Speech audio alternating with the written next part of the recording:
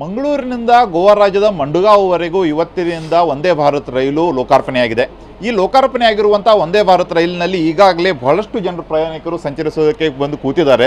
ಅದರ ಜೊತೆಗೆ ನೀವು ದೃಶ್ಯದಲ್ಲಿ ನೋಡಬಹುದು ಎಷ್ಟು ಜನರ ಮಟ್ಟಿಗೆ ಪ್ರಯಾಣಿಕರ ಉತ್ಸಾಹ ಇದೆ. ಪ್ರಯಾಣಿಕರು ಸಹಿತ ದೊಡ್ಡ ಮಟ್ಟದಲ್ಲಿ ಅವರು ಸಹಿತ ಇವತ್ತು ರೈಲಿನಲ್ಲಿ ಆಗಮಿಸಿದ್ದಾರೆ.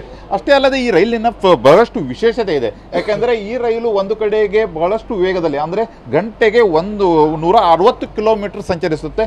ಆದರೆ ಈಗ ಈ ಥರ ಮಿತಿಯನ್ನು ಕೇವಲ 70 ಕಿಲೋಮೀಟರ್ಗೆ ಸೀಮಿತಗೊಳಿಸಲಾಗಿದೆ. ಇನ್ನು ದೃಶ್ಯದಲ್ಲಿ ನೋಡಬಹುದು ಜನರೇ ಎಷ್ಟು ಜನ ಇದರಲ್ಲಿ ರೈಲಿನಲ್ಲಿ ಪ್ರಯಾಣಿಸ್ತಾ ಇದ್ದಾರೆ ಅಂತ. ಅಷ್ಟೇ ಅಲ್ಲದೆ ಸೀಟಿನ ವ್ಯವಸ್ಥೆ ಆಗಿರಬಹುದು, ಸ್ವಚ್ಛತೆ ಆಗಿರ್ಬೋದು, ಎಲ್ಲವೂ ಸಹಿತ ಆಧುನಿಕ ತಂತ್ರಜ್ಞಾನದಿಂದ ಮಾಡಲಾಗಿದೆ. ಅಷ್ಟೇ ಅಲ್ಲದೆ ಇಲ್ಲಿ ಪ್ರತಿಯೊಂದಕ್ಕೂ CC ಕ್ಯಾಮ್ರಾ ವ್ಯವಸ್ಥೆಯನ್ನು ಸಹಿತ ಮಾಡಲಾಗಿದೆ. ಈ ರೀತಿಯಾದ CC ಕ್ಯಾಮ್ರಾ ವ್ಯವಸ್ಥೆ ಒಂದು ಬೋಗಿಯಲ್ಲಿ ಸುಮಾರು ಏನಿಲ್ಲ ಅಂದ್ರೆ 20 ರಿಂದ 25 CC ಕ್ಯಾಮ್ರಾಗಳನ್ನು ಅಳವಡಿಕೆ ಮಾಡಲಾಗಿದೆ. ಅಂದರೆ ಎಲ್ಲ ರೀತಿಯಾದಂಥ ಪ್ರಯಾಣಿಕರಿಗೆ ಎಲ್ಲ ರೀತಿಯಾದಂಥ ಅನುಕೂಲ ಆಗಬೇಕು ಎಂಬ ದೃಷ್ಟಿಯಿಂದ ಈಗಾಗಲೇ ಇದನ್ನೆಲ್ಲವನ್ನು ಮಾಡಲಾಗಿದೆ. ಅದರ ಜೊತೆಗೆ ಊಟದ ವ್ಯವಸ್ಥೆ, ಪ್ರಮುಖವಾಗಿ ಊಟ ತಿಂಡಿ ಮತ್ತು ಅವರಿಗೆ ಕುಡಿಯುವ ನೀರಾಗಿರಬಹುದು, ಆನಂತರ ತಂಪು ಪಾನೀಯಗಳಾಗಿರಬಹುದು, ಅಷ್ಟೇ ಅಲ್ಲದೆ ಟೀ ಕಾಫಿಯ ವ್ಯವಸ್ಥೆಯನ್ನು ಮಾಡಲು ಸಲುವಾಗಿ ಪ್ರತಿಯೊಂದು ಬೋಗಿಗಳಿಗೆ ಅಂದರೆ ಇವತ್ತು ಏನು ಮಂಗಳೂರಿನಿಂದ ಮಂಡುಗಾಂವ್ವರೆಗೆ ಏನು ರೈಲು ಸಂಚರಿಸ್ತದೆ, ಈ ರೈಲಿನಲ್ಲಿ ಒಟ್ಟು 8 ಬೋಗಿಗಳಿದೆ. 8 ಬೋಗಿಗಳಲ್ಲಿ ಪ್ರತಿಯೊಂದು ಬೋಗಿನಲ್ಲಿ ಸಹ ಈ ರೀತಿಯ ವ್ಯವಸ್ಥೆ ಮಾಡಲಾಗಿದೆ. ಈ ನೀವು ದೃಶ್ಯದಲ್ಲಿ ಏನು ಇವು 3 ನೋಡ್ತಾ ಇದ್ದಾರೆ, ಇವು 3 ಸಹಿತ ಫ್ರೀಸರ್ಗಳಿದೆ. ಫ್ರೀಸರ್ ಅಂದರೆ ನೀವು ಏನು ಪ್ರಯಾಣಿಕರು ಊಟ ತಿಂಡಿ ವ್ಯವಸ್ಥೆ ಏನಿದೆ ಪ್ರತಿಯೊಂದನ್ನು ಸಹಿತ ಬಿಸಿಯಾಗಿ ಮಾಡಿಕೊಡಲಾಗುತ್ತೆ. ಅದನ್ನು ಮಾಡಿರುವಂಥ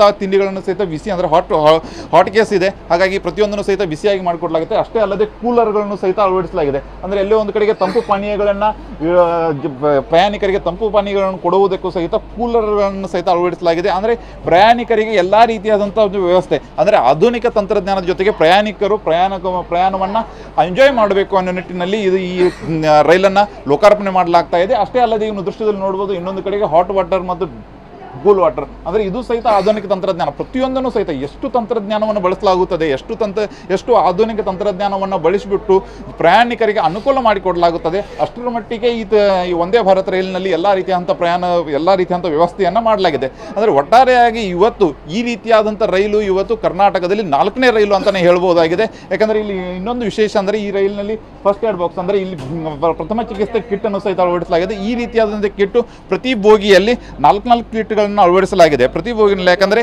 ಪ್ರಯಾಣಿಕರಿಗೆ ಯಾವುದೇ ರೀತಿಯಾದ ತೊಂದರೆ ಆದಲ್ಲಿ ಎಲ್ಲರಿಗೂ ಸಹಿತ ಅನುಕೂಲ ಆಗಬೇಕು, ಆ ಸಮಯಕ್ಕೆ ತಕ್ಕ ಎಲ್ಲ ರೀತಿಯಂಥ ಅನುಕೂಲ ಆಗಬೇಕು ಅನ್ನೋ ದೃಷ್ಟಿಯಲ್ಲಿ ಅವರಿಗೆ ಈ ವ್ಯವಸ್ಥೆಯನ್ನು ಮಾಡಲಾಗಿದೆ. ಈಗ ನಾವು ಓಪನ್ ಮಾಡುವಂಥ ಈ ರೀತಿಯಂಥ ವ್ಯವಸ್ಥೆ ಮಾಡಲಾಗಿದೆ. ಈ ರೀತಿಯಾಗಿ ಎಲ್ಲ ರೀತಿಯಾದಂಥ ಆಧುನಿಕ ತಂತ್ರಜ್ಞಾನವನ್ನು ಬಳಸಿರುವಂತಹ ಈ ವಂದೇ ಭಾರತ್ ರೈಲು ಕರ್ನಾಟಕದಲ್ಲಿ ಇದು 4ನೇ ರೈಲು ಅಂತಲೇ ಹೇಳ್ಬೋದಾಗಿದೆ.